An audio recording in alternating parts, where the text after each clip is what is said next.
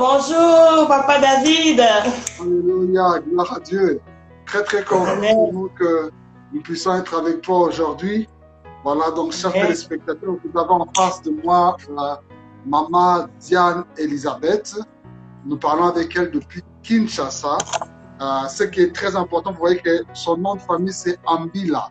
Donc, c'est l'épouse du pasteur Jacques. Le pasteur Jacques Ambila qui était avec nous pendant pratiquement un mois.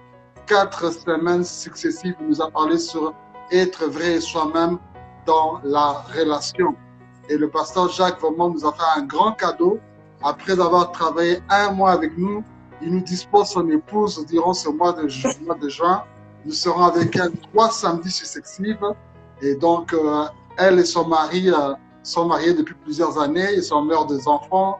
Ils conduisent le ministère Worship Family Ministry à Kinshasa. Et maman, moi je l'appelle souvent Maman Lisa. Maman Lisa vraiment tient des grandes réunions pour les femmes, pour les hommes, pour les couples, pour les célibataires. Donc elle est vraiment une femme calée. Et aujourd'hui nous voulons parler avec elle sur mon premier contact avec le sexe. Donc vraiment les amis, c'est un sujet important. Il faut inviter les gens. Pendant qu'elle est en train de parler, commencez à inviter vos amis pour que beaucoup de gens puissent profiter.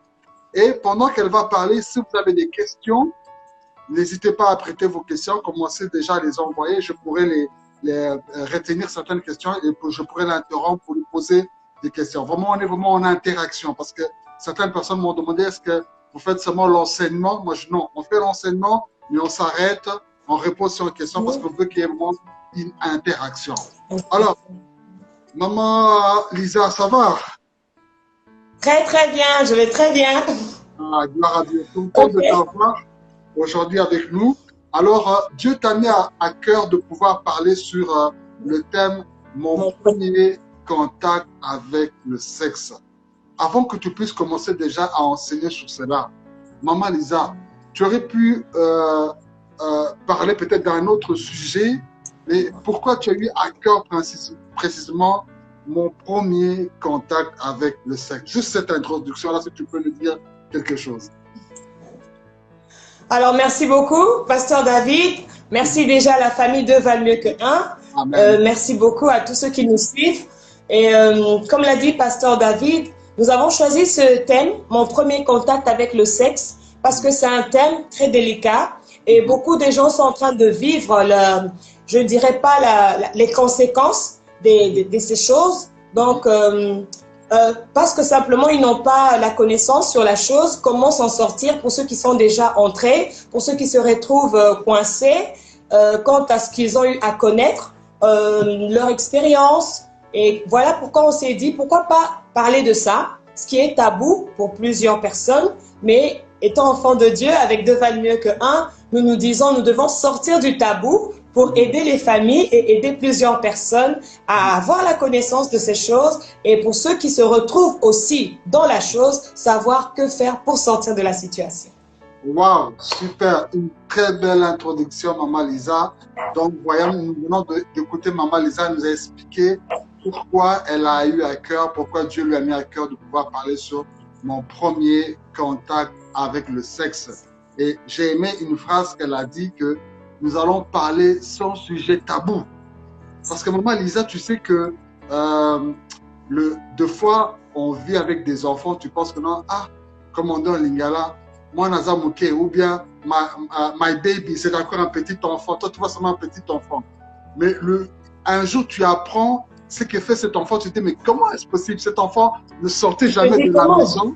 Mais comment il connaît toutes ces choses sur la sexualité qui, moi, peut-être qui est marié depuis plusieurs années, je ne connais pas ces choses-là sur le sexe. Donc, pour moi, c'est très important que nous puissions parler de cela. Et je suis content parce que peut-être il y a certaines conversations qu'on n'a pas eu l'occasion de parler avec nos parents. Ou soit même dans l'église, le pasteur n'a pas abordé cela. Ou soit peut-être on a reçu une vérité déformée dans la rue ou sur les réseaux sociaux.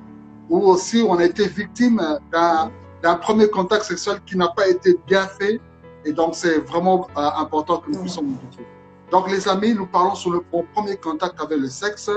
N'hésitez pas à écrire vos commentaires, à nous envoyer vos questions. Nous allons interagir. Alors, maman Lisa, on va te laisser commencer petit à petit à nous parler.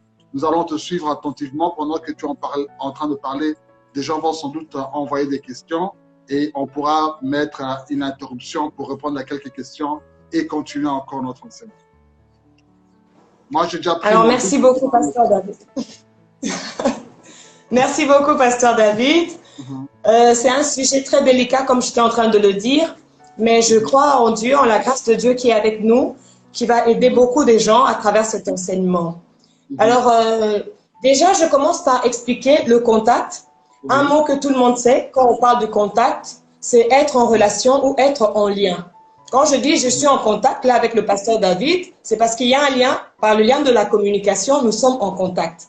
Donc le contact avec le sexe, c'est tout lien qu'il y a eu avec le sexe. Alors j'aimerais déjà commencer par signifier, lorsque nous parlons aussi du contact, mon premier contact avec le sexe, nous devons savoir que ce contact peut être physique, comme je peux tenir ce petit canard, c'est physique, je le tiens. Tout comme ce contact peut aussi être visuel ou virtuel. Donc, un contact qu'on n'a pas nécessairement touché, mais on est entré en relation avec. Donc, c'est déjà en ce sens-là, nous devons le retenir. Alors, j'ai, par la grâce de Dieu, énuméré 3 points. Le premier point, nous allons parler du contact visuel. Et ensuite, nous allons parler du contact physique. Et à la fin, nous allons parler du contact spirituel. C'est les 3 points des contacts avec le sexe qu'on peut retrouver. Donc, un contact physique, un contact visuel et un contact spirituel. Mais j'aimerais sans plus tarder commencer avec le contact visuel. Comme je venais de l'expliquer, le contact, c'est être en lien ou en relation avec. Donc, ça peut se passer de la manière visuelle. Quand on voit le mot visuel, c'est les yeux, c'est le regard, c'est la vue. Donc, quelqu'un peut entrer en contact sexuel avec un autre partenaire à travers simplement la vue. C'est déjà un contact. Je donnerai déjà un exemple qui est aussi un témoignage d'une jeune sœur qui a pu parler parce que je veux insister, Pasteur David, ce qui est en train de tuer beaucoup de gens, c'est le fait de ne pas en parler. On se dit que c'est tabou, c'est honteux, on va me juger, je serai humilié. Or, on oublie une chose, même dans la Bible, Jésus a permis que les cas de beaucoup de gens puissent être mis à nu afin que cela soit l'occasion de la délivrance, que la personne reçoive sa délivrance à travers cela. Vous connaîtrez l'histoire de la femme avec la perte de sang, ce n'était pas une honte. Le sang coule de menstrue. Nous, les femmes, on l'appelle, c'est d'après la menstruation. Mais la Bible l'a cité, pourquoi? Pour nous servir d'exemple. D'où nous devons quitter du tabou parce que nous avons besoin d'être libérés et d'être délivrés. Alors, j'étais en train de parler du contact visuel. Entrer ou faire ou avoir la relation, être en contact sexuel avec quelqu'un, avec un objet, avec quelque chose, je ne sais pas, mais à travers la vue. Donc, c'est que je suis en train de voir. La jeune sœur avait donné son témoignage. Son témoignage, c'était que lorsqu'elle avait l'âge de 8 ans, un jour, elle est entrée dans la chambre de ses parents et elle a trouvé ses parents en train de coucher ensemble. Ils étaient dans leur intimité. Et les parents, ils avaient oublié de verrouiller la porte. Lorsque la fille est entrée, elle a vu, mais les parents ne l'avaient pas vue. Elle a vu ses parents nus en train de partager leur intimité. Elle est ressortie, elle a fermé la porte calmement. Personne n'a su l'histoire jusqu'au jour où j'ai eu à intervenir sur ce thème de mon premier contact avec le sexe. En passant, je salue un couple, le couple Serviteur et Beauté, qui m'avait invité d'en parler sur le premier contact avec le sexe. Voilà, quand on parlait de ça, la dame s'est souvenue de ce qu'elle avait vécu. Et ce qu'elle avait vécu, ça avait influencé son mental. Avec le contact sexuel visuel, ça influence le mental, ça influence psychologiquement et ça peut être un frein dans la manière de la personne de vivre sexuellement, même avec son partenaire. Parce que la jeune fille de 8 ans d'hier était une femme devant moi d'une vingtaine d'années, mariée, Mais à chaque fois qu'elle était en relation sexuelle, donc en rapport sexuel avec son partenaire, elle se souvenait de ses parents. Elle se souvenait de ses parents. Et elle n'arrivait pas à jouir parce qu'elle disait qu'elle était en train de commettre un péché. Parce qu'elle se souvenait que j'avais vu les parents faire ceci. Bref, je parlerai de la suite, comment on fait pour sortir de ces choses. Mais là, d'abord, c'était pour introduire que le contact visuel est un contact qui est en train de tuer beaucoup de gens. Alors, pour ce qui concerne le contact sexuel, en général, nous pouvons prendre le livre de 2 Samuel au chapitre 13.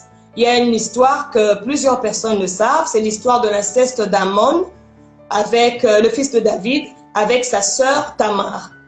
Cette histoire, nous le connaissons très bien. Beaucoup de gens voient le fameux l'acte qui s'est produit de l'inceste, mais plusieurs ignorent qu'avant cet inceste, il y avait eu d'abord un autre acte avant. Donc, il y avait eu d'abord un contact visuel. Lorsque Amnon était en train de regarder sa sœur, il ne regardait pas sa sœur comme étant sa petite sœur, mais il regardait sa sœur avec le désir. Il désirait sa sœur, il pouvait regarder ses formes. Excusez-moi, pasteur David, je parle souvent sans tabou parce que c'est dans ma façon, tout à fait. Dans ma façon d'enseigner. Moi, je préfère être très direct. Voilà. Merci beaucoup, pasteur David. Alors, Amnon était en train déjà de regarder sa sœur avec, comme on dirait, un autre œil. Mais regardez, il pouvait voir ses rondeurs, il pouvait voir, je ne sais pas moi, sa jolibilité, il pouvait regarder autre chose. Parce que lorsqu'on lit, je peux lire rapidement. Je sais qu'on doit laisser la place aux questions. Ça, on en a vraiment besoin. Je peux lire rapidement au premier verset. Après cela, voici ce qui arriva. Absalom, fils de David, avait une sœur qui était très belle et qui s'appelait Tamar. Et Amnon, fils de David, l'aima. Amnon était tourmenté jusqu'à se rendre malade à cause de Tamar. Je peux m'arrêter là. Il était tourmenté. Il était tourmenté pourquoi? Pour ce qu'il voyait. Donc, chaque fois qu'il était en train de voir déjà sa petite sœur, ça a commencé à tourmenter même son esprit. Ça a commencé à tourmenter son cœur. Et c'est la chose qui va faire qu'en fin de compte, nous allons lire au verset de 10 à 15, là où l'histoire maintenant, en cheminant, on va voir ce qui s'est passé lorsqu'il a eu le conseil et l'appui de son ami qui lui a demandé, OK, vas-y, fais la chose. Et il a réussi à faire ce qu'il voulait. Pourquoi? Parce qu'il y avait un contact visuel. Beaucoup de gens, par le contact visuel, ont détruit leur vie. Un premier contact sexuel, mais c'était un contact visuel. Il a vu sa tante, tu étais un enfant, tu as vu ta tante en train de s'habiller. Depuis que tu as vu, l'image de cette tante est gravée en toi. Et à chaque fois que tu peux voir d'autres femmes, c'est l'image, la première image qui reste en toi, c'est l'image de la tante que tu avais vue, par exemple. Le premier contact sexuel visuel peut aussi être avec la pornographie. Quelqu'un qui n'a pas encore connu physiquement un partenaire, mais à travers la pornographie, à travers ce qu'il est en train de voir, cela est en train déjà de jouer un grand rôle, et même psychologiquement en lui. Et même dans son corps. Parce qu'il y a des gens, en regardant seulement, il se met à jouir. Il y a des gens, en regardant seulement, il est déjà excité. Donc tout ça, ça fait partie du contact visuel. Le contact visuel a détruit beaucoup de gens aujourd'hui. Et j'aimerais parler, tant que chrétienne, évitons le contact visuel pour certaines personnes en regardant les images qu'on nous balance dans les réseaux sociaux. Il y a des images des hommes nus, il y a des images des femmes nues, tel a fait ceci, tel... Cette curiosité-là peut faire qu'un enfant ou une personne qui n'a jamais connu de relation sexuelle, mais qui peut déjà entrer en contact avec le sexe à travers la vue. Et c'est très dangereux. C'est très dangereux. Merci. Wow. Alléluia, gloire à Dieu. Voilà, pour moi, c'est un point très important que tu viens de me dire sur le contact visuel, virtuel. Et je pense aussi que beaucoup de personnes vont sans doute réagir. Donc, chers amis, nous sommes avec Maman Lisa Ambila qui nous parle sur mon premier contact avec le sexe. Et elle nous a fait comprendre que le contact, le lien, c'est par un contact. Elle nous a parlé d'un premier contact, que le contact virtuel, le contact visuel. Et si vous avez des questions par rapport à ce premier point, n'hésitez pas à écrire vos commentaires. Et Maman Lisa, ce que tu viens de dire, c'est que c'est très important, où tu as dit que l'image que cet enfant a eu en voyant ses parents faire cette scène, et beaucoup de personnes ont été paralysées comme cela. Peut-être par surprise dans la douche, il a trouvé quelqu'un tout nu comme cela et il ne sait pas qu'est-ce qu'il doit faire, tout ceci. Donc c'est vraiment un il n'en parle pas, il est renfermé et l'image tourne en lui. Oui, oui. Voilà. Donc, et cela peut produire beaucoup de choses. Voilà. Donc, si et cela peut produire beaucoup de choses. Voilà. Donc, si vous avez des questions, n'hésitez pas à poser. Sinon, je vais laisser Maman Lisa continuer à parler parce que nous voulons vraiment profiter de tout ce que Dieu a mis en toi, Maman Lisa. On veut vraiment que tu nous fasses exploser tout ce que le Seigneur a mis en toi. Je ne sais pas si tu veux encore continuer sur ce point-là, sur le virtuel, sur le contact physique.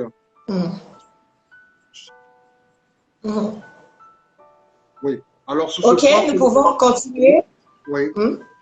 Oui, vas-y, tu peux continuer. Maman. Alors, j'étais en train de dire, oui, visuel, virtuel, ce sont des contacts qu'on doit faire très attention, surtout comme le disait Pasteur David tantôt, nos jeunes enfants, des fois on ne sait pas leur contrôler, on croit qu'ils ne connaissent rien, c'est encore un petit bébé, mais on s'étonne de certaines choses, comment est-ce qu'il a pu découvrir simplement parce qu'il y a eu des contacts virtuels, simplement parce qu'il y a eu des contacts visuels.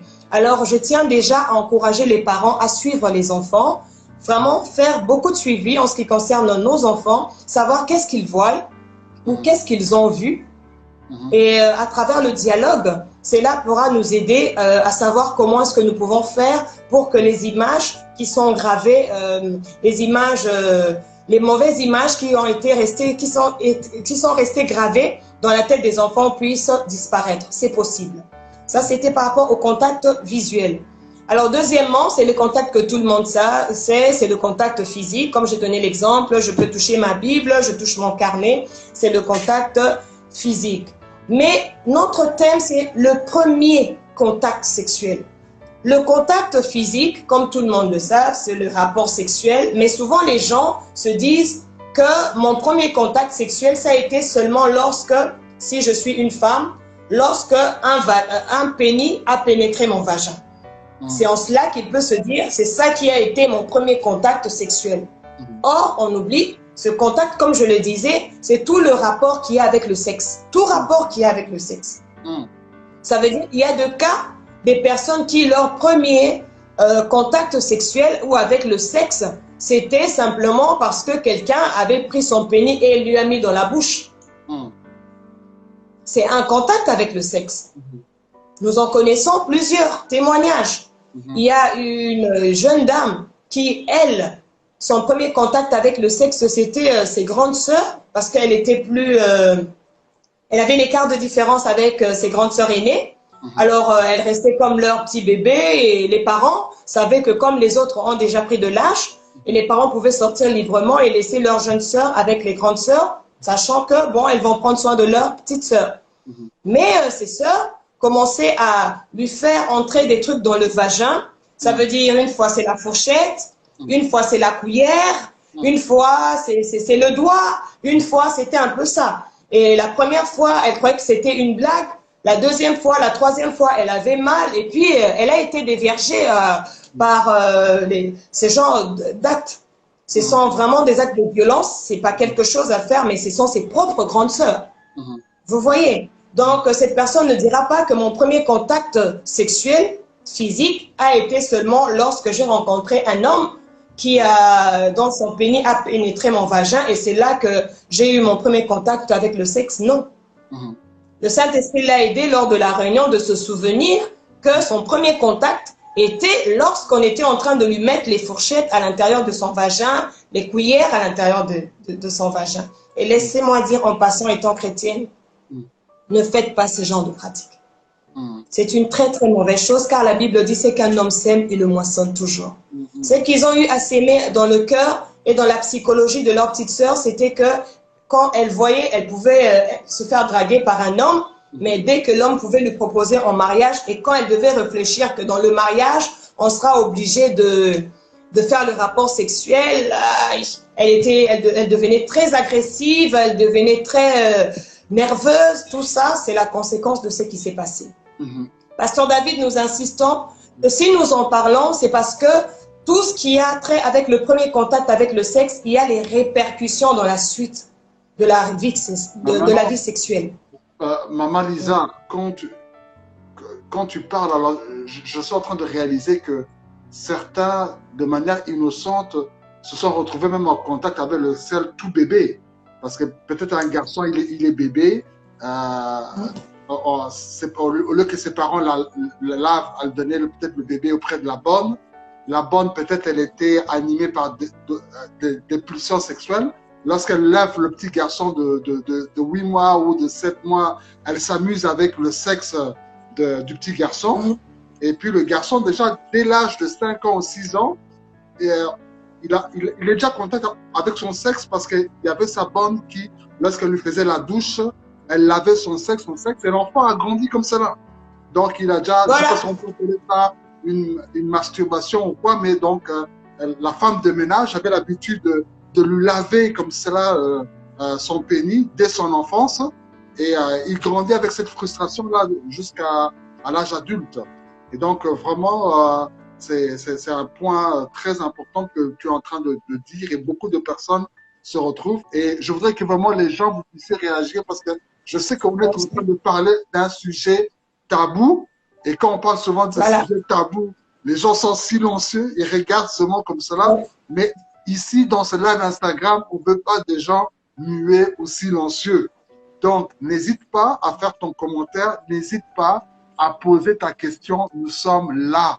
Et Dieu a fait grâce à Maman Lisa qui est vraiment, elle est vraiment dotée de beaucoup de sagesse pour répondre à tous les points qui peuvent être des sujets tabous. Donc, n'hésitez pas à poser vos questions. N'attendez pas à la fin de l'émission parce que vous savez que le temps nous est très, très court. Oui, Maman Lisa, nous continuons. Voilà, Pasteur David, merci pour l'ajout. J'ai beaucoup apprécié. Voilà pourquoi il y a beaucoup des gens qui se sont même fait violer, si je peux le dire, par leurs travailleurs. La nounou qui s'occupait des enfants a pu faire des choses avec les enfants. Il y a même des gens, des filles que je connais, que c'était, nous on appelle ici les domestiques, qui étaient censés travailler à la maison, et comme le patron était en train de le payer, mais il ne le payait pas convenablement, alors il se défoule sur la fille pour aller faire n'importe quoi avec la fille. Et la fille, sachant que c'est qui cette personne-là, c'est un travailleur, il travaille chez nous, tout ça, il se dit, ben, je ne peux pas raconter aux gens, c'est une honte pour moi, c'est ma réputation, c'est mon honneur. Alors, Pasteur David, j'insiste aussi que la solution à tout cela, c'est de sortir de cette cachette, c'est de sortir de cette ombre, parce que c'est comme un envoûtement, en fait.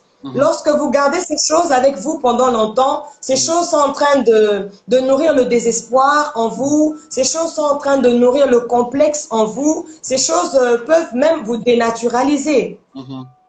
Je me dis toujours, étant qu'enfant de Dieu, né de nouveau, lorsque vous savez qu'il y a eu quelque chose qui s'est passé dans votre vie, c'est un passé, mais que vous voulez en être guéri et délivré, eh bien, n'hésitez pas d'en parler. Qui sait si votre témoignage pourrait aider ou sauver d'autres personnes. Nous sommes enfants de Dieu. Je comprends que certaines personnes soient gênées de réagir, mais je prie que le Saint-Esprit, je crois que Pasteur David nous aura d'autres jours, que le Saint-Esprit touche le cœur de plusieurs personnes à s'ouvrir, à sortir de ces choses, parce que vous devez être libre. Vous devez être libre et vivre votre vie en toute liberté. Et s'il y a quelque chose qui vous retient, dû au premier contact avec le sexe, Dieu vous a envoyé ce programme afin que vous soyez délivrés, afin que vous soyez sauvés. Au contraire, par votre histoire, vous allez édifier plusieurs et vous allez mettre plusieurs personnes aussi à l'abri de ces choses. Donc, je reviens à ce que je disais. Je parlais du contact physique maintenant. Le contact physique que tout le monde sait, c'est un contact avec le sexe. Mais ce contact sexuel n'est pas seulement du rapport entre sexe à sexe, mais ça peut être aussi sexe avec autre chose. Parce que lorsque nous parlons de la masturbation, c'est aussi un contact avec le sexe. Voilà. Lorsque j'ai donné l'exemple de quelqu'un qui s'amuse, un oncle ou un père, je ne sais pas moi qui s'amuse, ou un beau-frère qui s'amuse à commencer à mettre son pénis dans la bouche de sa nièce ou de sa fille ou de sa sœur, c'est déjà un contact avec le sexe. Okay. C'est déjà un contact avec le sexe. Et si c'est un premier contact avec le sexe qui a commencé de cette manière, cela est en train déjà de nuire à la vie sexuelle ou à la suite de la vie sexuelle de la personne. Parce que ça pourra mettre quelqu'un du dégoût, ça pourra mettre quelqu'un de l'envie aussi, exagérée. Bref, ça pourra apporter beaucoup de choses. Comme j'étais en train de dire, ça peut dénaturaliser quelqu'un. Alors nous devons parler. Le premier contact avec le sexe, peut-être que ça a été un viol, comme le cas de la fille de David, Tamar. J'aimerais quand même, pasteur David, que nous puissions lire un tout petit peu en passant. J'aimerais lire le verset 20 du chapitre 13, toujours 2 Samuel chapitre 13 au verset 20. La Bible dit ceci: Absalom, son frère, lui dit: Amnon, ton frère, a-t-il été avec toi? Maintenant, ma sœur, tais-toi. C'est ton frère. Ne prends pas cette affaire trop à cœur. Et Tamar, désolée, demeura dans la maison d'Absalom, son frère. J'aimerais insister sur quelque chose. Le grand frère de la fille a dit à sa petite sœur: celui qui t'a fait ça, c'est ton frère. Il est de ton sang. Alors tu dois garder ça pour toi. Tais-toi. On dit à la personne qui a connu un premier contact avec le sexe d'une manière atroce, on lui demande de se taire. Et quand on demande à quelqu'un de se taire, c'est là où on est en train de tuer une personne. On verra que la personne est en train de vivre physiquement, mais en réalité, à l'intérieur, c'est une personne qui ne vit plus. C'est une personne qui ne peut plus jouir de sa vie. Pourquoi? Simplement parce qu'on lui a demandé de se taire. Son grand frère lui a dit: tais-toi, non pas à la personne, parce que c'est ton frère. Et le fait qu'elle s'est tue, la Bible rajoute en disant, elle est restée désolée, elle demeura dans la maison de son frère. Elle est restée désolée. Je ne sais pas, dans d'autres versions, qu'est-ce qu'on dit, mais la fin n'était pas intéressante de la vie de cette fille Tamar. On n'a plus entendu parler de la suite, qu'elle s'est mariée ou pas. Non, elle est restée comme ça. Plusieurs personnes, pasteur David, sont dans ce cas. Ils sont restés désolés. Maman disait, excuse-moi, juste pour t'interrompre un peu, parce qu'il y a déjà une première question qui vient de nous arriver. Alors, on voulait déjà commencer à répondre à une question. Donc, c'est Blessing qui nous dit: comment traiter un cas auquel le premier contact avec le sexe s'est mal passé et a provoqué le traumatisme chez la fille? Comment traiter un cas auquel le premier contact avec le sexe s'est mal passé et a provoqué le traumatisme chez la fille? Donc, tu as eu un premier contact, ça s'est mal passé. Je ne sais pas si c'était en étant célibataire, si c'était en étant enfant, si c'était en étant marié, mais bon, c'était le premier contact, ça s'est mal passé et ça a provoqué un traumatisme chez la personne qui est une femme, une fille. Qu'est-ce qu'on peut faire pour traiter ce genre de cas? Déjà dans le traitement de cela, là, le premier traitement, c'est le fait de parler. C'est d'abord le fait de parler. Comme je disais tantôt, le fait de se taire, ça continue à alimenter soit de la haine, soit beaucoup d'autres mauvaises choses qu'on ne pourra pas contrôler.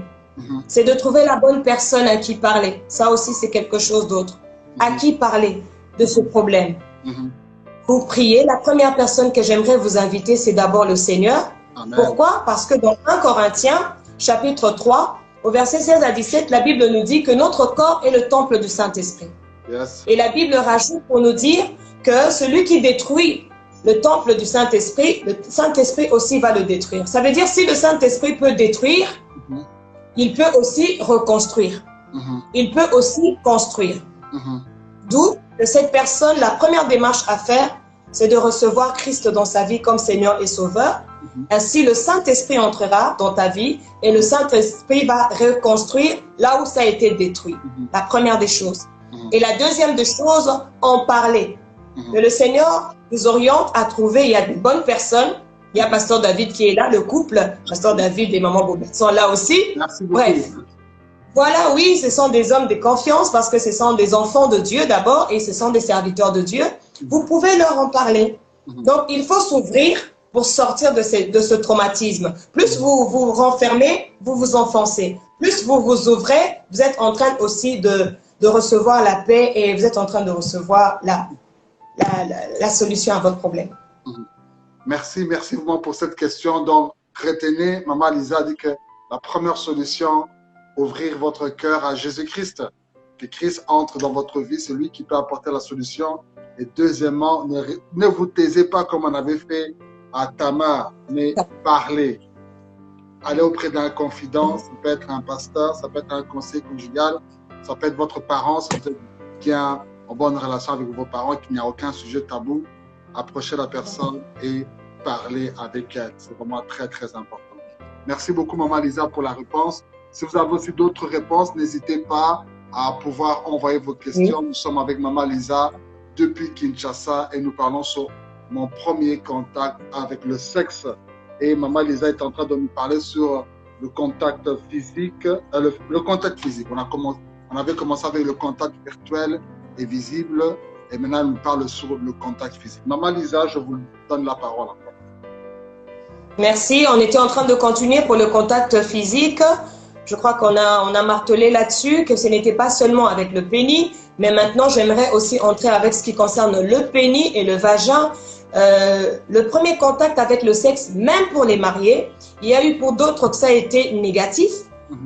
Pourquoi? Parce que simplement, le puceau s'est marié avec la Vierge. Et avant de se marier, il y avait déjà des contacts visuels parce qu'il a regardé la pornographie.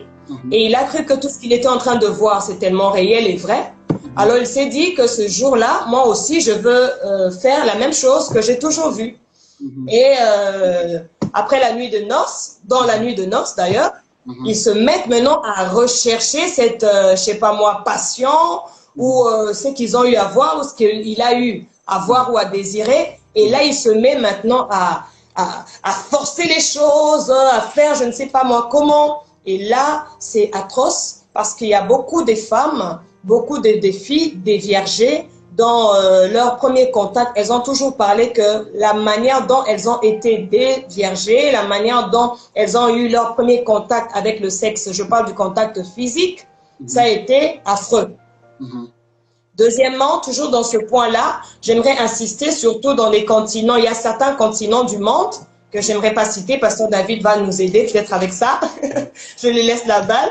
Il y a certains continents où quand la femme se marie, on doit vérifier s'il y a eu du sang sur son drap pour qu'on sache que réellement c'est une femme qui s'est gardée. Alors là, le monsieur se dit, je suis obligé de faire tout ce qu'il faut pour que le sang puisse couler. Or, on oublie, même médicalement parlant, que ce n'est pas bon que le sang puisse couler de la partie intérieure de notre vagin parce que ça occasionne des pathologies, donc on dit des infections, des maladies, et les IMST, les IST, les MST, donc les maladies sexuellement transmissibles, les infections et tout ça, à cause du sang, à cause de contact avec le sang dans le vagin.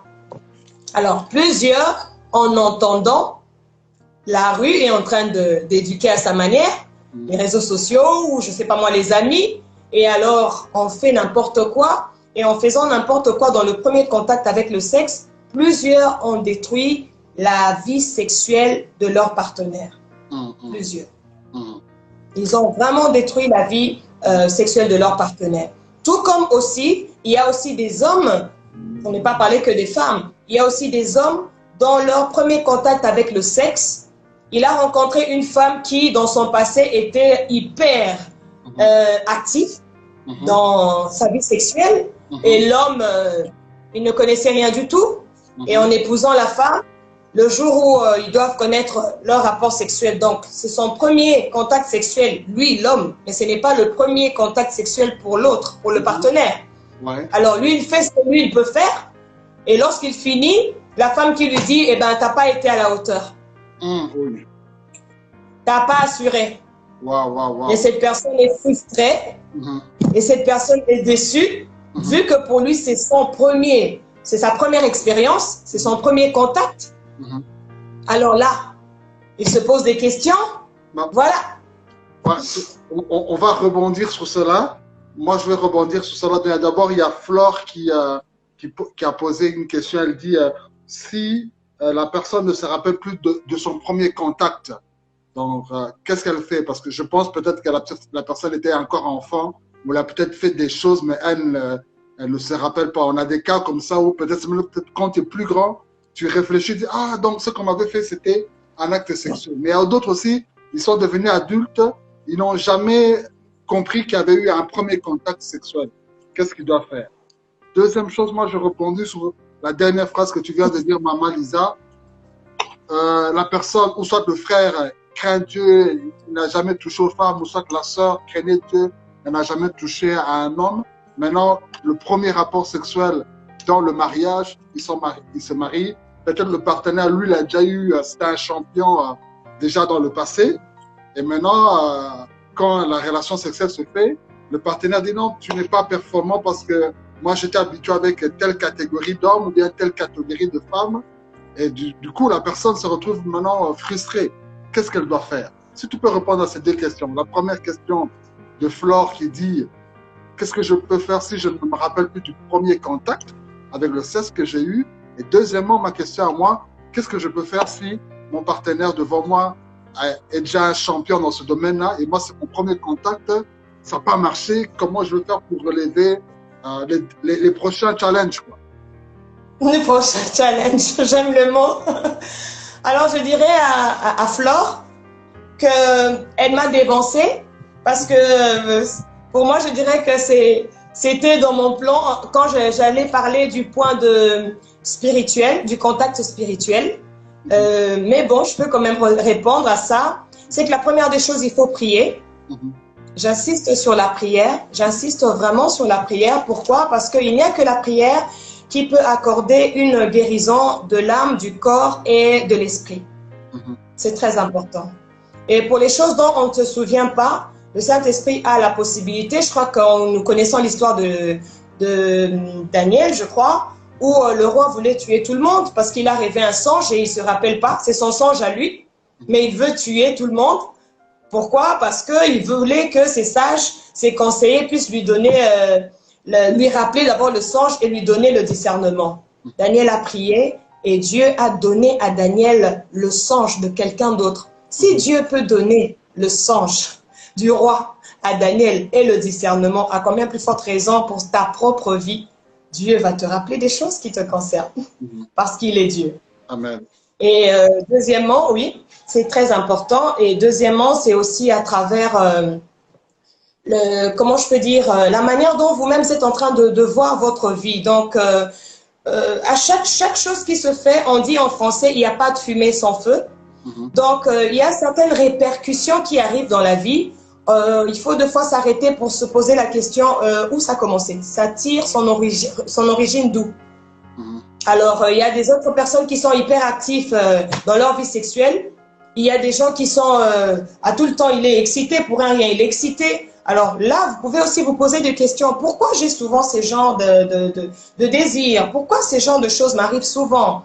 Et là aussi, ça peut vous rappeler quelque chose qui a été à la base de ça ou la source de cette histoire. Donc, c'est un peu par rapport à ça. C'est comme ça qu'il faut se connaître. C'est mieux de se connaître. C'est mieux vraiment de faire le check-up sur soi-même par rapport à sa vie, par rapport à son passé, même par rapport à son présent. Et ça peut aussi nous aider.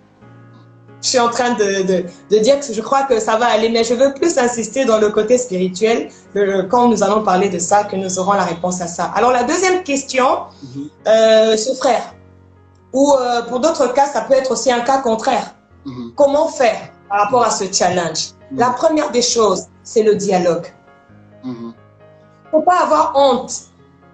Il faut dire ce que tu es. Je crois que les émissions qui ont précédé, je crois que vous avez eu à parler sur être vrai, être soi-même. Je crois que c'est déjà la réponse à ça. Parce que quand on est vrai, quand on est soi-même, on n'a pas honte de dire que j'ai jamais fait ça. C'est ma première fois. Et parce que ton partenaire a de l'expérience, eh ben, nous allons partager ton expérience petit à petit. me laisser aussi le temps de commencer à m'adapter, de commencer à prendre le goût, à prendre la force, et puis petit à petit, jusqu'à ce que je veux commencer à remporter plusieurs victoires et plusieurs challenges, je veux gagner et réussir. Je crois que c'est ça ma réponse. Ah, merci beaucoup, maman. Lisa, une très, très bonne réponse. Beaucoup de personnes ont reçu un point une lumière sur cela parce qu'il est écrit que vous connaîtrez la vérité et la vérité vous affranchira. Alors, on va te laisser continuer, mais juste un dernier petit point parce que c'est très important, tu vois.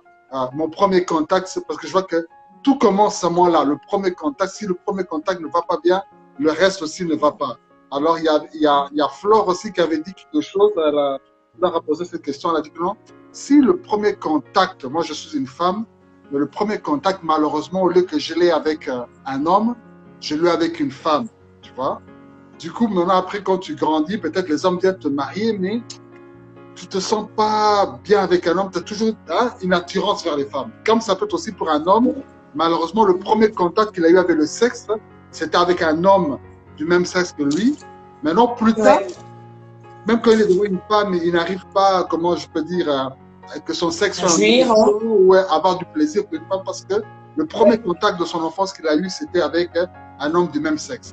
Et d'autres personnes aussi, c'est peut-être son premier contact, il était jeune garçon, mais il a eu avec une maman. Et du coup, maintenant, quand il grandit, il n'arrive pas à aimer les femmes de sa génération, bien des plus jeunes. Il est toujours attiré à des femmes plus âgées. Voilà, donc si tu peux nous aider de ce côté-là, maman. Vraiment, merci Flore, c'est très important et je crois que c'est le partage de la vie de beaucoup de gens qui peut-être n'ont pas le même courage que Flore pour en parler. Je dirais, on peut toujours s'arrêter. On peut toujours s'arrêter. Peu importe tout ce qu'on a eu à connaître, nous ne pouvons pas laisser que notre passé continue à peser sur notre présent et que ce présent puisse aussi influencer négativement ou impacter négativement à notre futur. Non. C'est la décision. Dans Deutéronome 30:15, Dieu nous a donné la liberté de choisir. Il a dit, je mets devant vous la vie et la mort. C'est à vous de choisir. Mais je vous conseille de choisir la vie. C'est un choix. Vu, malgré le passé, malgré ce que tu as eu à connaître dans ton premier contact avec le sexe, mais tu peux toujours faire le choix de te dire, non, je dois m'arrêter et je dois chercher que je sois libérée de ces choses et faire un choix qui m'apportera le bonheur pour aller maintenant dans la voie droite, quoi, pour vivre mieux ma vie.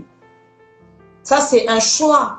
On ne peut pas s'arrêter pour se dire, bon, comme mon premier contact avec le sexe, je suis une fille, ça a été avec une fille, ben, bienvenue la vie à la lesbienne ou à l'homosexualité, bon, je m'élance. Non, non, pas du tout. Ou encore, on dirait que parce que mon premier contact avec le sexe, c'était l'inceste, comme le cas de Tamar, pour qu'elle se dise, bon, d'accord, comme c'était déjà l'inceste, alors vivons ensemble, continuons comme ça. Ou parce qu'elle était hébergée chez son grand frère Absalom, qu'elle se dise, bon, si je l'ai fait avec Amnon, pourquoi pas Absalom, bon, je continue comme ça. Non, elle s'est arrêtée. Vous pouvez vous arrêter. Vous pouvez dire non, je choisis que les choses puissent changer. Et vous priez, j'aimerais vous inviter pour, ou bien vous donner qui pourra vous aider, vous orienter. C'est dans le psaume 51 où David a fait aussi une prière de repentance. Où il parlait à Dieu, Dieu, je te fais connaître mon péché. Je l'avoue, j'avoue mes transgressions. J'ai eu à voir mon premier contact avec le sexe, avec mon neveu, avec ma nièce, avec ma soeur, avec mon père, avoue cela. Lorsqu'on parle à Dieu, David n'a pas eu honte. Il dit dans le verset 7 du chapitre 51, il dit, voici, je suis né dans l'iniquité. Ma mère m'a conçu dans le péché. Celui qui est en train de faire cette prière, c'est un roi. Mais il n'a pas regardé à sa royauté. Mais il voulait être sauvé parce qu'il avait commis un crime devant le Seigneur. Il avait tué le mari d'autrui pour avoir sa femme. Peu importe ce que vous avez connu dans votre premier contact avec le sexe, peu importe, vous pouvez toujours vous arrêter parce que Dieu nous a donné le choix de choisir entre la vie et la mort et il nous conseille de choisir la vie. Vous pouvez choisir de vivre normalement, d'épouser maintenant ou d'être avec un partenaire de sexe opposé et de faire sa vie et de vivre sa famille dans des bonnes conditions. Amen, amen. Et, Maman Lisa, pendant que tu es en train de parler, il y avait une pensée aussi qui me venait, c'est parce que il y a aussi certaines personnes qui se sont converties très très jeunes dans la vie chrétienne. Oui. Ils ont donné leur vie à Christ. Ils ont été conduits par un leader spirituel, un pasteur spirituel qui leur a enseigné l'impudicité c'est mauvais, l'impudicité c'est mauvais. Et ces personnes, ces jeunes ont dit non, on ne va pas toucher à l'impudicité, tout ceci. Mais chose bizarre, le premier contact qu'ils ont eu avec le sexe, c'était avec ce pasteur qui leur a enseigné de ne pas toucher à l'impudicité. Du coup, ces personnes, non, ils sont d'abord dérientés eux-mêmes mentalement sur le plan sexuel. Et même la vie chrétienne est remise en question parce que leur leader qui était devant eux, leur pasteur ou leur bishop, c'était le modèle censé leur montrer la voie. Qui leur montrait la voie, qui leur enseignait c'est mal l'impudicité, qui leur a imposé les mains, qui les a délivrés. Mais c'est ce même pasteur, c'est ce même bishop qui a été la première personne qui a apporté le contact du sexe avec ce fidèle. Et maintenant, ces fidèles sont vraiment désorientés. Et je pense qu'il y a peut-être des gens parmi nous qui nous suivent, qui se trouvent dans ce cas de figure. Comme l'a si bien dit Maman Lisa, c'est possible que, selon le psaume 51, tu peux demander pardon, Dieu peut te guérir, Dieu peut te délivrer, et il faut parler à quelqu'un. Maman Lisa, à toi la parole. Merci beaucoup, Pasteur David. Déjà, ce que vous êtes en train de dire, ça me pousse à aller demander ou dire à ceux qui ont rencontré ce genre de situation, non seulement de faire comme David pour avouer le péché qu'il a eu à faire, pour le parler librement, mais deuxièmement aussi pour pardonner à ceux qui vous ont fait ces genres de pratiques. Amen. Si c'est quelqu'un qui vous a fait cela, ayez le courage de pardonner parce que beaucoup de gens en souffrent aujourd'hui dans leur couple qui n'arrivent même pas à jouir sexuellement simplement parce qu'ils ont gardé une haine des personnes dont ils ont été victimes sexuellement. Parce que c'est mon père qui m'a déviergé, parce que c'est ma sœur, parce que c'est ceci, parce que c'est cela. Et le cœur devient aigri. Mais demain, il rencontre quelqu'un d'autre qu'il aime. Il est ensemble avec lui, mais ça impacte quand même. Pourquoi? Ça impacte dans son cœur parce que son cœur s'est noirci. Alors j'aimerais dire, on demande pardon à Dieu et nous pardonnons aussi. La Bible nous dit dans Matthieu, Jésus nous apprend comment prier. Père, pardonne-nous nos offenses, comme nous pardonnons à ceux qui nous ont offensés. Amen. Pardonne à la personne qui a eu à abuser de toi dans ton premier contact avec le sexe. Peu importe que ça ait été avec un objet ou avec son pénis ou quel genre de pratique il a eu à te faire. Prends d'abord cette force par le Saint-Esprit de tout mon cœur. Je demande que tu puisses dire, j'ai pardonné à cette personne. Ne t'arrête même pas que dans ton cœur, mais dis-le de ta bouche, confesse-le, dis, j'ai pardonné à telle personne, j'ai pardonné à toutes ces personnes. Dis-le de ta bouche, si tu peux même citer les noms de ces personnes, dis-le de tout ton cœur et tu vas voir, il y a une force qui sortira de toi, une force négative, et il y a une force positive du Seigneur qui entrera en toi et tu vas recevoir une paix profonde que tu n'as jamais reçue dans ta vie. Amen, amen, amen. C'est très important. Il faut pardonner. Il faut pardonner. Amen, amen. Oui. Alors, j'étais en train de dire, lorsque vous avez pardonné, vous allez voir que vous aurez maintenant la possibilité de pouvoir en parler librement. Vous pouvez commencer à donner vos témoignages. Je connais une servante de Dieu connue dans le monde, je crois que vous la connaissez aussi, Joyce Meyer, qui n'a pas eu honte de parler de son histoire. Violentée par son père pendant plusieurs années. C'est une servante de Dieu qui est mariée, qui a des enfants et qui est une grande bénédiction pour le corps du Christ aujourd'hui. Ne vous taisez pas, ne restez pas aigris, ne restez pas non plus silencieux parce que les gens vont vous humilier ou quoi que ce soit. Non, c'est votre vie. Vivez votre vie avec joie et sortez de cette situation. Et vous allez, vous deviendrez des références pour plusieurs personnes. Je rentre à ce que Pasteur David était en train de dire. Si c'est votre pasteur qui vous a, celui qui était pour vous un modèle, c'est lui-même qui a abusé de vous, c'est lui-même qui a fait n'importe quoi sur votre corps, laissez-moi encore nous le dire à nous tous. L'homme restera l'homme, mais Dieu demeure Dieu. Lorsque nous avons cru dans notre vie pour accepter le salut est reçu pas au nom d'une autre personne ou d'une tierce personne, mais c'est au nom de Jésus-Christ. Le pasteur vous a déçu, mais Jésus-Christ ne vous décevra jamais. Amen.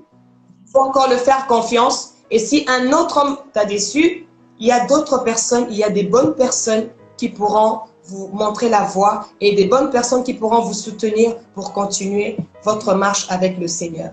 Amen. Parce que, pasteur David, il n'y a pas que les pasteurs, il y a aussi dans plusieurs églises, je donnerai des églises par exemple catholiques aussi où on a connu des cas des prêtres qui ont abusé aussi des enfants. Tout à fait. Beaucoup d'enfants ont été abusés, oui, par les prêtres, par les parents, par beaucoup. Donc ça existe ces choses. Mais lorsqu'on le garde pour soi-même, conséquence, il y a beaucoup d'homosexualité, conséquence, il y a beaucoup d'agressions sexuelles, conséquence, bref, il y a beaucoup de mots en termes de sexe qui sont en train de s'augmenter. Moi, je crois que nous devons nous arrêter, parler et être orientés autrement pour une bonne marche et devenir une référence positive pour les autres. Amen, amen. Alors, je vois qu'il y a une question qui nous vient. Je vais essayer un peu de la lire. On dit, une personne qui a eu un premier contact avec un parent ou un homme de Dieu, que deviendra la vie sexuelle et le regard qu'il aura envers d'autres hommes de Dieu, parents autour d'elle? Donc, si mon premier contact, je l'ai eu avec un homme de Dieu, ou soit avec un parent, comment j'aurais maintenant comment je peux avoir mon regard vis-à-vis des autres hommes de Dieu? Est-ce que j'aurais tous les hommes de Dieu comme le premier homme de Dieu que j'ai vu, qui était un pasteur ou un curé ou un prêtre?